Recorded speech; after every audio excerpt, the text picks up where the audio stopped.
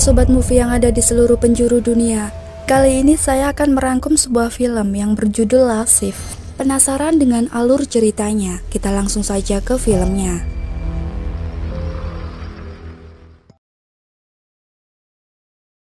Seriously, we've been through this like 1,000 times. Kali ini kisah akan berfokus pada seorang poluan bernama Jessica Loren yang malam ini merupakan tugas pertamanya. Walaupun ibunya kurang setuju akan hal ini, tetapi Loren berhasil meyakinkan jika menjadi seorang polisi adalah suatu pekerjaan yang sangat mulia. Do we really have to do this now? I'm his mother. Just honey, why are you doing this? Fired before I even get to my first day of work, but I love you. Berlokasi di sebuah gedung apartemen yang diperuntukkan untuk para polisi. Di sana Loren bertemu dengan seorang sersan bernama Cohen dan beliau mengatakan jika malam ini adalah malam terakhir gedung departemennya beroperasi karena hari esok akan diperuntukkan untuk kegiatan lain. Sehingga Loren merupakan polisi shift terakhir yang akan menjaga gedung apartemen ini. You see it, you will fall down upon his steps and whip. But tonight, you're here.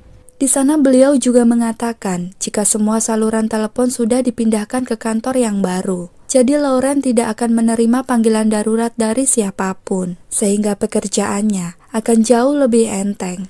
Karena nantinya ia cuma berjaga saja, tanpa harus melakukan kegiatan administratif yang lain. Enough hazardous material.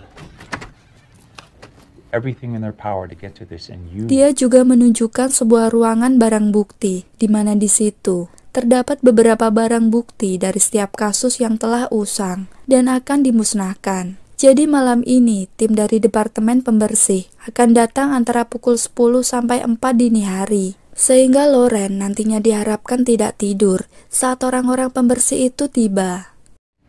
I'll be back to relieve you when your shift is over. Yes, sir. Hazmat's gonna be here sometime between. Waktu terus bergulir dan sekarang tepat pada pukul 8 malam. Loren yang mulai mengantuk pun mulai bertugas sendirian dengan buku yang sempat terjatuh dari tangannya. Dan di tengah-tengah keheningan itulah ia juga mendengar suara-suara aneh, mulai dari lampu yang mengalami gangguan, disusul dengan sebuah panggilan telepon.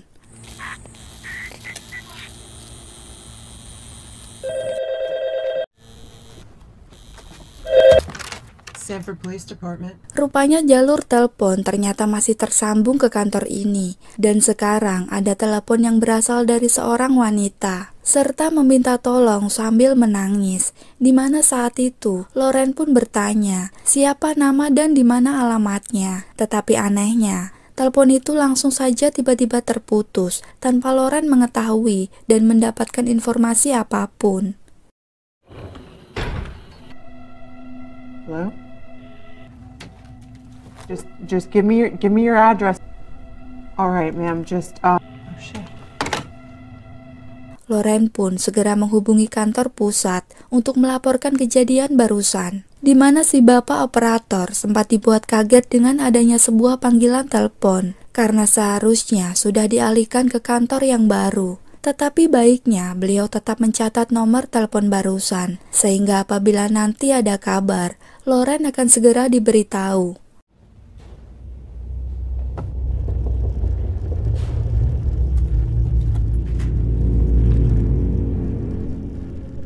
Pada pukul 10, sambil menunggu tim penjemput barang bukti datang, Loren terlihat sedang makan cemilan roti yang disediakan di kantornya. Tetapi dia benar-benar dibuat tak selera ketika menemukan sehelai rambut dan hampir saja tertelan olehnya.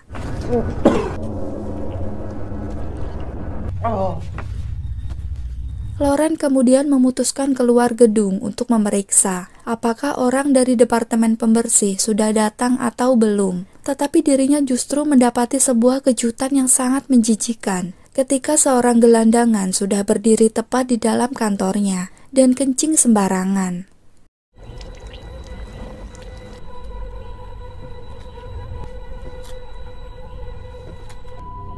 Hey. Get out.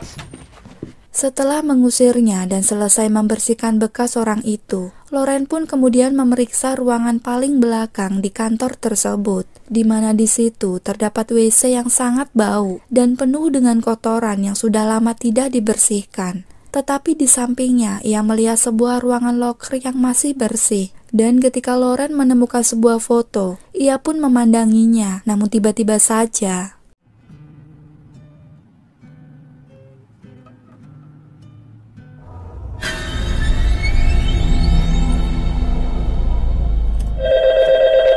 lalu bersamaan dengan itu, telepon lagi-lagi berdering dan ternyata itu berasal dari gadis yang sama. Kali ini gadis itu mengaku bernama Monica dan sedang membutuhkan pertolongan, tetapi teleponnya lagi-lagi terputus, sehingga Loren tidak bisa mendapatkan informasi yang lebih banyak darinya. Higgs? Alright, is there anything else? Namun tak lama, telepon pun kembali berdering. Tetapi kali ini dari si tukang departemen pembersih yang meminta maaf karena tidak bisa datang tepat waktu, disebabkan dirinya masih ada kesibukan di luar. Sehingga Loren pun disarankan untuk sabar menunggu sampai urusannya itu selesai. Oh, no. I'm sorry. This is Officer Lauren. I was expecting you. Lauren kemudian kembali membaca buku sambil bersantai, dan hal tak terduga pun kembali terjadi, di mana sebuah fenomena mistis terlihat ketika pintu lemari di belakangnya bergerak dengan sendirinya. Tapi saat Lauren mencoba untuk tidak menghiraukannya, tiba-tiba saja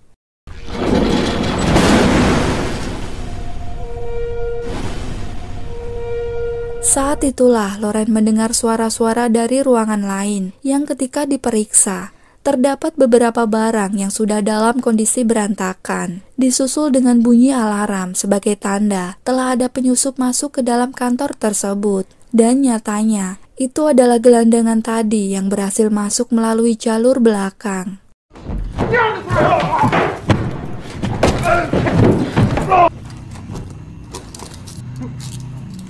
Setelah berhasil melumpuhkannya, Loren pun kemudian menyeret si gelandangan itu. Namun si gelandangan terlihat ingin menyerang Loren, sehingga terpaksa ia mengeluarkan stand gun untuk menyetrum hingga pingsan. Dan ketika akan keluar dari ruangan tersebut, pintu tiba-tiba saja tertutup, disusul dengan penampakan sesosok makhluk yang membuat Loren terkejut, sampai-sampai membuat senternya terjatuh. Out there, you need to open the door now.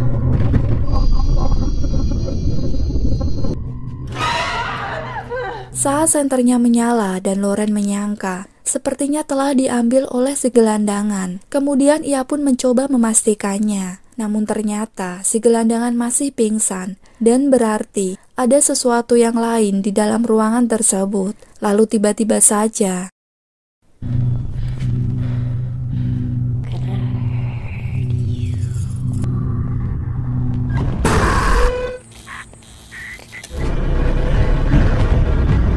tidak tahan dengan teror ini, Loren kemudian berpikir untuk menghubungi Sersan Cohen agar berhenti dari tugasnya malam ini. Tetapi setelah dipikir-pikir lagi, Loren lantas membatalkan niatnya tersebut karena tidak ingin dianggap polisi yang mudah menyerah dalam menjalankan pekerjaannya. Sehingga kali ini Loren pun berinisiatif untuk mengunci setiap pintu masuk agar mencegah ada orang lain masuk tanpa izin, seperti si gelandangan tadi. Tetapi di sana, justru dia melihat seorang wanita di luar yang kebetulan sedang mangkal di belakang gedung kantor tersebut. Oh, ma'am, I will not. No, I'm all right. Can you please remove yourself from the premises and, Gave me that name. She picked it out herself, swear to God. Terjadi sedikit perbincangan di antara mereka, di mana si wanita itu bercerita jika dirinya sudah lama berjualan di sana. Dan dia pun paham betul penyebab kantor polisi di sini ditutup. Hal itu karena telah terjadi sebuah kasus yang melibatkan 3 bersaudara, yakni 1 laki-laki dan 2 perempuan.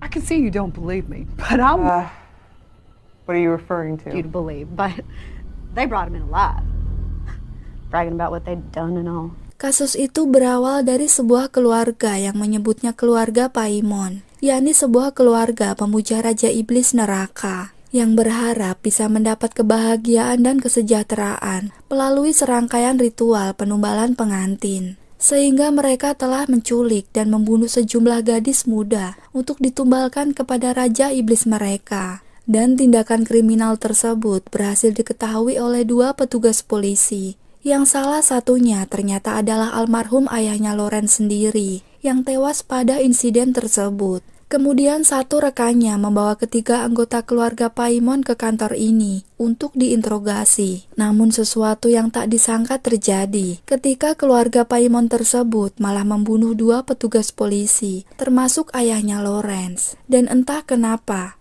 lalu mereka pun bundir dengan cara menutup kepala mereka menggunakan plastik, tepat di salah satu sel kantor tersebut. Tetapi yang lebih anehnya lagi adalah ketika tubuh keluarga Paimon dinyatakan menghilang dan belum diketemukan sampai saat ini.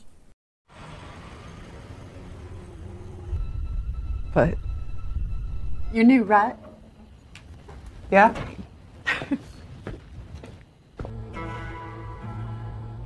Setelah si wanita pergi, Loren pun kembali ke ruangannya dan disambut dengan telepon dari si Monica lagi, yaitu gadis yang tidak jelas yang sedari tadi meminta pertolongan terus-menerus. Tetapi Loren yang sabar, ia lantas menanyakan beberapa informasi, seperti nama belakang dan usianya. Sehingga di sini diketahuilah jika si Monica berusia 17 tahun.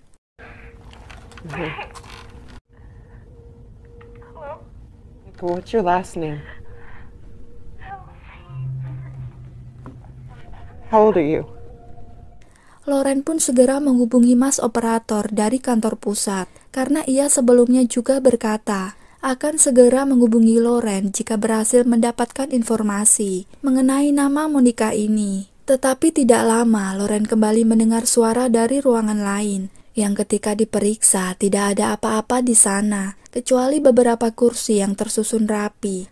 Loren pun mencoba berpikir positif jika semua ini adalah perbuatan para polisi senior yang hanya ingin mengerjai polisi junior saja. Dan ternyata benar, tak lama muncullah seorang polisi senior bernama Price yang datang untuk mengunjungi kantor lama tempat dulu dia bekerja di sini. Wait, what? Super busy. It's kind of. It's not really funny. Price kemudian bercerita jika dirinya sangat mengenal almarhum ayahnya Loren. Dan pada kejadian malam itu, dirinya kebetulan ada di sana bersama dengan ayahnya untuk menangkap keluarga Paimon ini dan membawanya ke kantor tersebut. Tetapi Loren yang mendengar hal tersebut langsung teringat dengan cerita si wanita di luar tadi yang mengatakan jika hanya ada 2 petugas polisi yang menangani kasus tersebut, yakni ayahnya Loren dan 1 rekannya. Sehingga cerita si Price ini cukup kontradiktif, karena jika hanya ada 2 petugas polisi malam itu, berarti Opsir Price ini adalah 1 rekan ayahnya yang sudah tewas pada kejadian malam itu.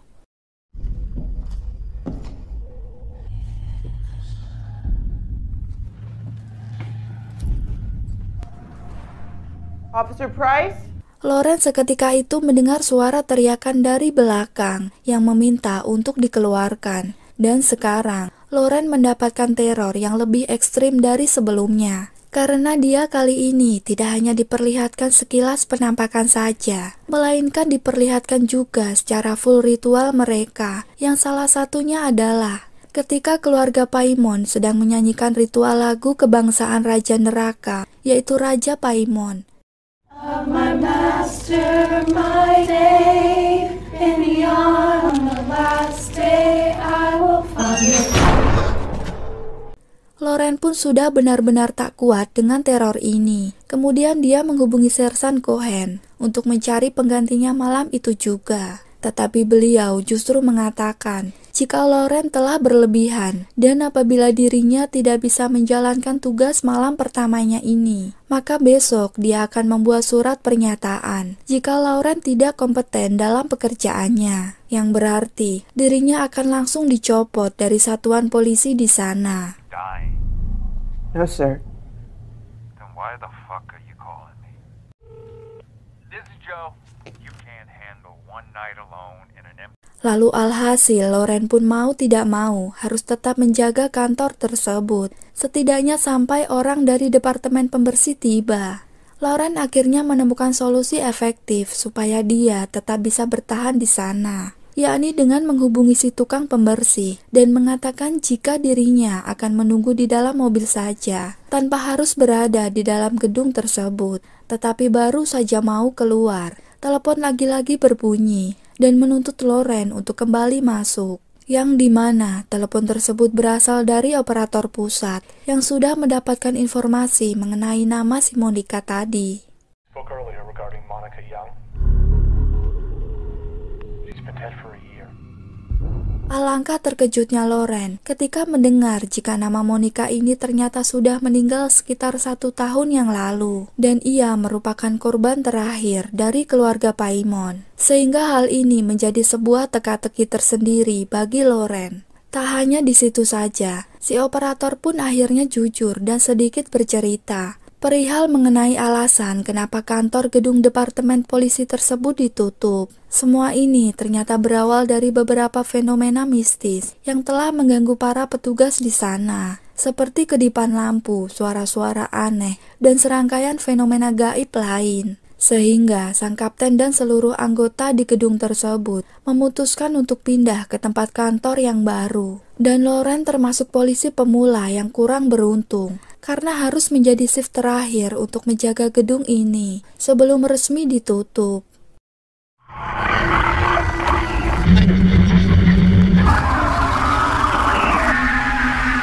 Di waktu bersamaan, ada sebuah foto terjatuh tepat di depan pintu, yang ketika dilihat ternyata itu adalah foto ayahnya Lauren saat beliau ditemukan tewas. Juga ada foto Officer Price yang tadi sempat bertemu langsung dengannya, disusul dengan kemunculan beberapa foto korban keluarga Paimon, yang hal ini ternyata tidak lebih dari hanya teror ilusi yang muncul akibat unsur supranatural.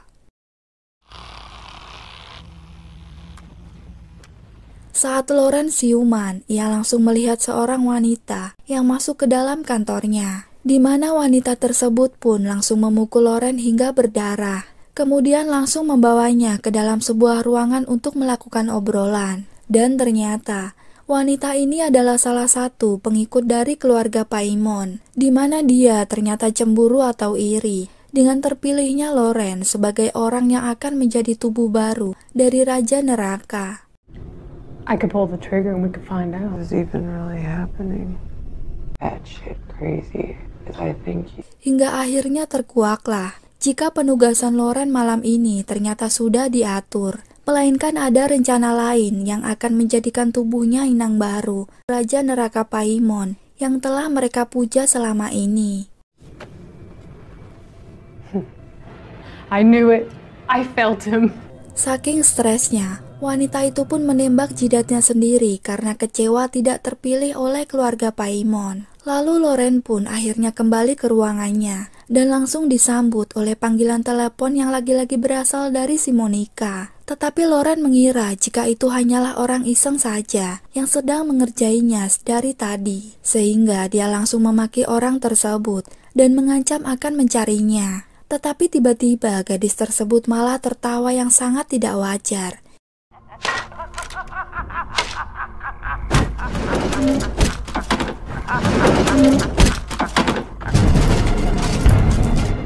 Lauren pun segera berlari ke arah pintu depan dan mencoba untuk keluar, tetapi pintunya tiba-tiba saja terkunci rapat. Bahkan setelah ditembak beberapa kali pun, kaca pintunya tetap saja utuh, sehingga Lauren tidak punya pilihan lain selain menghadapi ketakutannya sendiri.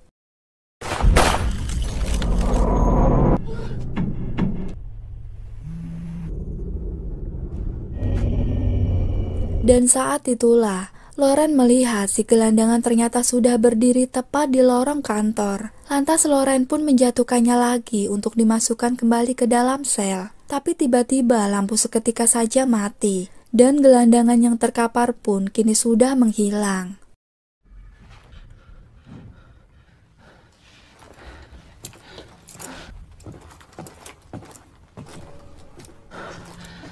Alangkah terkejutnya Lauren lagi Ketika menemukan si gelandangan ternyata sudah tewas tergantung di dalam selnya. Berikut dengan tulisan merah yang tertera di dinding. Dan sepertinya itu adalah perbuatan dari para pengikut keluarga Paimon yang sudah berhasil masuk ke dalam kantor tersebut.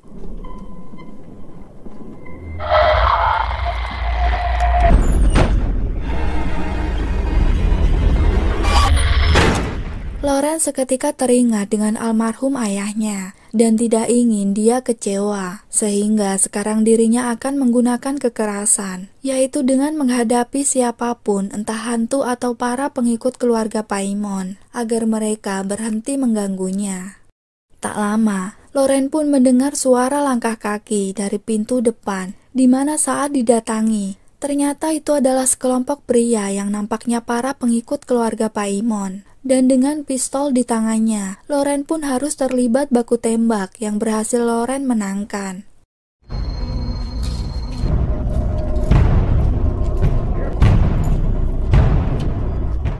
Kini tersisa satu pria lagi yang sedang berusaha kabur melalui pintu belakang. Tetapi dia terus berbicara mengenai kebangkitan sang Raja Neraka, yakni Raja Paimon, yang ketika Loren sudah menembaknya, tiba-tiba saja